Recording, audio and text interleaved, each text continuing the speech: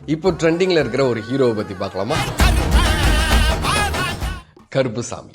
பெரிய கருப்பு, சின்ன கருப்பு, சங்கிலி கருப்பு, 18ஆம் படி கருப்பு, நொண்டி கருப்பு, இப்படி 18லேருந்து 27 கருப்பு சாமிகள் இருக்காங்க. கருப்புசாமி அப்படிங்கிறவர் யார்?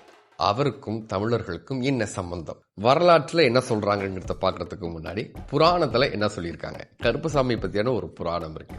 ராமரும் சீதையும் அயோத்திக்கு திரும்புறாங்க. அதுக்கப்புறம் சீதையை மீண்டும் ஒரு காரணத்துக்காக வனவாசத்துக்கு அனுப்பிடுறாங்க.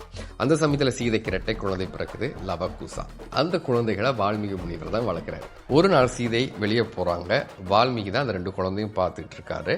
அந்த சமயத்துல ஒரு குழந்தை காணாம போயிருது. உடனே வால்மீகிக்கு என்ன பண்றதுன்னு தெரியல. ஒரு தர்ப்ப புல்லை எடுத்து காணாம போன அதே குழந்தைய உருவாக்குறாரு. சீதை வராங்க. 2 குழந்தையும் பார்த்து அவங்க கூட விளையாண்டு இருக்காங்க. அந்த சமயம் பார்த்து காணாம போன அந்த உண்மையான குழந்தை மீண்டும் வீடு திரும்புது. வால்மீகிக்கு என்ன பண்றதுன்னு தெரியல. ஒரே குழப்பமாயிருச்சு. இதுல யார் உண்மையான குழந்தை அப்படின்னு வால்மீகிக்கே தெரியாம போயிருக்கு.